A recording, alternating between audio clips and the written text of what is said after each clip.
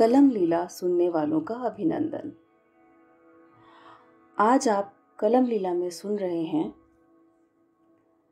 तहमीमा अनम का पहला नॉवेल अ golden age के हिंदी अनुवाद से एक अंश।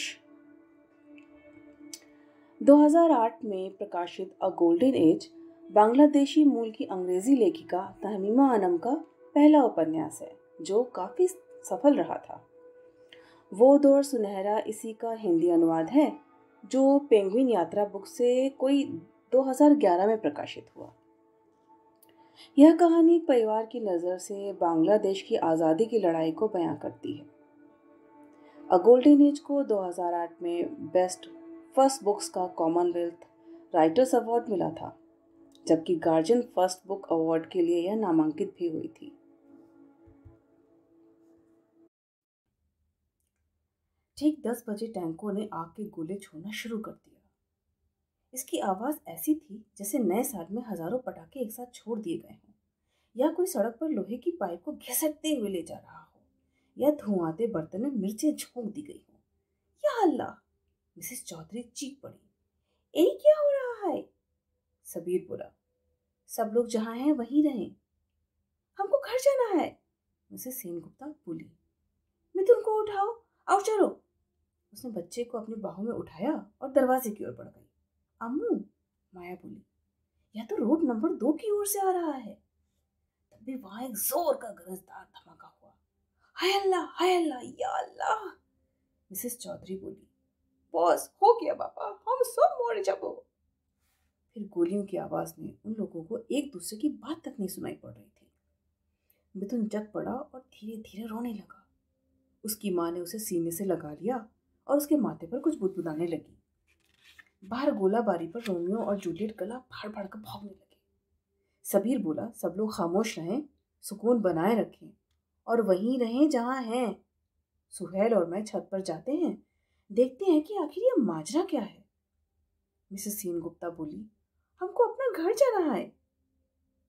रेहाना ने देखा कि जब सबीर जल्दी से छत की ओर जाने के लिए बढ़ा तो उसकी कुर्सी जमीन से टकरा गई। जब वो दोनों छत की सीढ़ियां चढ़ रहे थे तो उसके जूतों की खटखट और सुहेल के चप्पलों की चट चट आवाज आई। नहीं, ऊपर मत जाओ बाबा, मिसेस चौधरी बोली। लेकिन तब तक वो लोग जा चुके थे। खिड़की से रोशनी आ रही थी जिससे कमरा भर भर जा रहा था। मिसेस चौधरी का भुना बुकरा आधा खाया हुआ बच गया था, जिसकी गोश्त निकली हड्डियां और नुची हुई टंगड़ी पड़ी थी।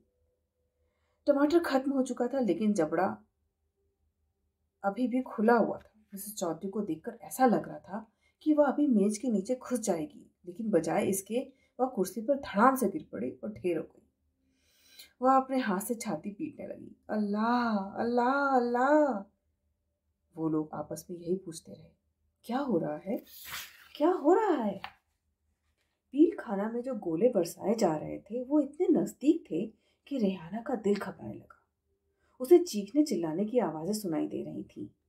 एक भोंपू बार बार बज रहा था। चारों ओर रोना पीटना मचा हुआ था। आग की लपटों की रोशनी से आसमान भर गया था। एक गहरी डूबी सी आवाज, जैसे कोई गरजती सी आवाज हवा के जरिए सारी ओर फैल रही थी।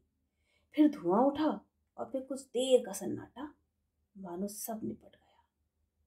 लेकिन ऐसा था नहीं। कुछ सेकंड बाद ही वह सिलसिला फिर शुरू हो गया। रेहाना अपने बच्चों को अपने आंचल में दुबका लेना चाहती थी। वह उनके कानों पर अपना हाथ रख देना चाहती थी, लेकिन माया तो खिड़की से ही चिपकी हुई और सुहेल छत पर सबीर के साथ था।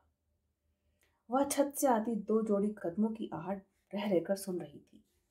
माया ने फोन उठाया। उसने बताया, फोन डेड हो गया है। फिर उसने ट्रांजिस्टर लगाने की कोशिश की, लेकिन धीमी सी एक खरखराहट सुनाई पड़ती रही। बस। मिसेस चौधरी की छत से सुहेल और सबीर ने देखा कि आग की लपटों से शहर धू धू कर जल रहा था। अचानक उन दोनों को सब कुछ सुनाई पड़ गया। छोटे छोटे बच्चों का मार गिराना, बादलों का धीमे धीमे बढ़ना, औरतों का मरना, झुंड में चिड़ियों का उड़ना, सड़कों पटरियों पर खून का बहना। पहले सुहेल बोला, कर्फ्यू हटने तक हमें इंतजार करना होगा। सबीर ने अपनी वर्दी की ओर एक नजर डाली।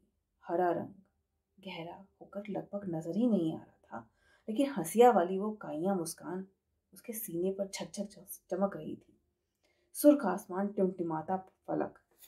आखिरकार वह बोल पड़ा, मैं पाकिस्तानी फौज का एक अफसर हूँ। आप क्या करेंगे? मुझे ठीक से पता नहीं। जब उसने मुंह टेढ़ा किया तो उसके होठों के ऊपर कटे का निशान साफ दिखने लगा। पीठ दिखाने की सजा मौत होती है, सुहेल बोला। मुझे उसकी परवाह नहीं, मैंने कभी सोचा नहीं था ये सब ऐसे हो गुजरेगा।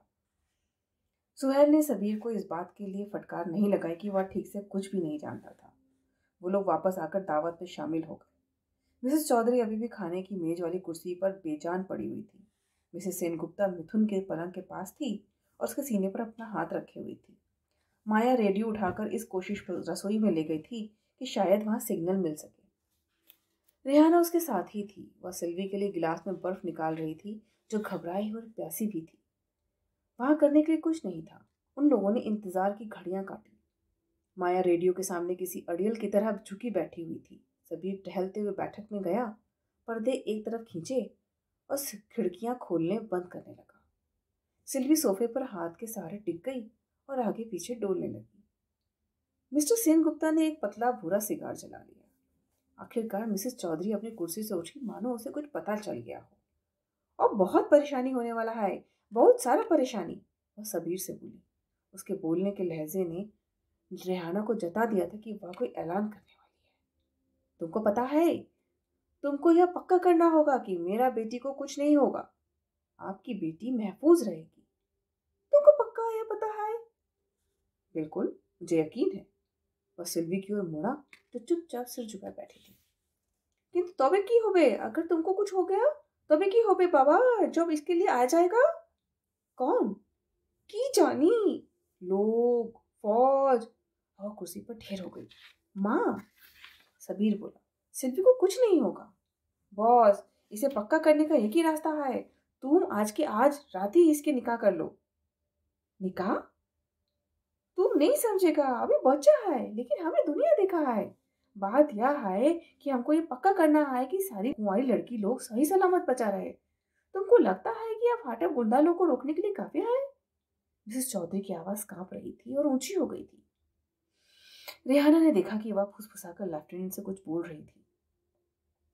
उसने सिल्वी की ओर इशारा किया, अपना सिर लटकाया, फिर उठाया, अपनी उंगलियां उठाई और अपनी आंखों को रुमाल से पोंछा। लेफ्टिनेंट बेचैन हो सिर हिलाया और मिसेस चौधरी के कंधे को थपथपाया। आधी रात होते होते थोड़ी दूर पर तड़ातड़ की आवाज के साथ हो रही गोलाबारी धीमी हो गई। मिसेस चौधरी ने सुहेल और रेहाना को रसोई में बुलाया। उसने कहा, सुहेल, तुमको हमारा मदद की जरूरत है बाबा। सिल्वी का तो अभी ही निकाह करना होगा। तुमको उसका गवाह बनना होगा। निकाह के वास्ते 2 गवाह चाहिए होता है, तो मिस्टर सेनगुप्ता दूसरा गवाह बन जाएगा। वह आगे बोली, वैसे यह कोई सही समय तो नहीं, पर हमको अभी ये रस्म करना होगा। मिसेस चौधरी, रेहाना पूछ बैठी, क्या यह कोई सही वक्त है? उसका सिर इस वाकये के बेतुकेपन से चकरा गया था। बिल्कुल है, यही तो समय है। इसके बाद तो समय नहीं होगा। शायद कोई समय नहीं होगा। क्या क्या होगा अगर बहुत दिनों तक लेफ्टिनेंट लौट के नहीं आया?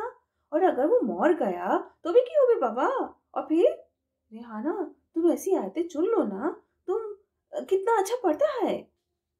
सिल्वी को नई साड़ी बदलवाने के लिए जैसे ही मिसेस चौधरी रसोई से बाहर निकली, माया सुहेल पर बड़बड़ाई, बिल्कुल बेतुका, क्या बेवकूफी है। तुमको लगता था कि सिल्वी को इससे ज्यादा समझ थी?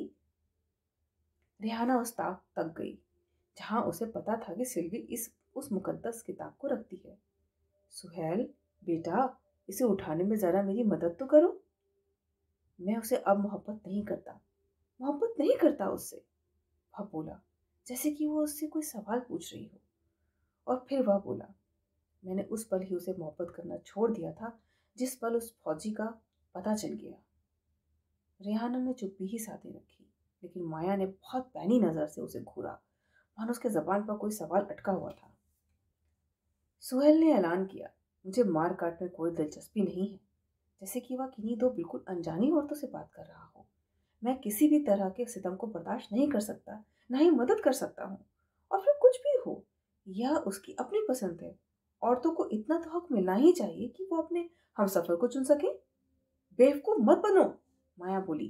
तुम्हें अच्छे से पता है कि वह ये सब मजबूरी में कर रही है। ये लड़की तो वाकई कमजोर निकली। चुप करो, सुहेल ने फटकारा। माया ने फिर अपनी नजरें फेर ली और रेडियो रेडियो पर गौर करने लगी। तुम लोग जाओ, मैं नहीं आ रही इस तरह के बेवकूफाना बुझावल को पूछने। रिहाना ने मुकद्दस किताब को खोल लिया। सिल्वी और सबीर फिर से उसी सोफे पर बैठ गए। सिल्वी की नजरें पहले की तरह ही नीचे अपनी गोद पर टिकी हुई थी। रिहाना को सिल्वी के थरथराते होंठ दिखे। वह अभी जाकर उस लड़की से पूछना चाह रही थी, क्या तुम्हें पक्का यकीन है? क्या तुम लेफ्टिनेंट से लिखा निकाह करना चाहती हो? जैसे रेहाना कमरे की उस तरफ सिल्वी के पास जाने वाली थी, तभी सिल्वी अपनी संजीदगी का पर्दा तोड़ते हुए, खामोशी को परे ढकेलते हुए खिलकर मुस्कुराई। एक हंसी बिखेर दी। रेहाना को अच्छे से पता था कि यह हंसी उसकी माँ के लिए थी, लेकिन इस हंसी ने उस कमरे में मौजूद तमाम लोगों के दिलों में उठे शक के गुबार को, उनके सवालिया निगाहों को जवाब दे दिया था। सुहेल, जितनी जरूरत थी उससे कहीं ऊंची आवाज में सिल्वी बोली, तुम एक तस्वीर ले लो ना। सुहेल ने पूछा, तुम्हारे पास कैमरा है? सिल्वी ने जवाब दिया, हाँ है ना, वही तुम्हारा वाला, और अपने सोफे के बगल की दराज में से कैमरा निकाला। तुम्हें याद है, तुमसे ही तो उधार लिया था जब मैं रोमियो और जूलियट की तस्वीर निकालना चाहती थी।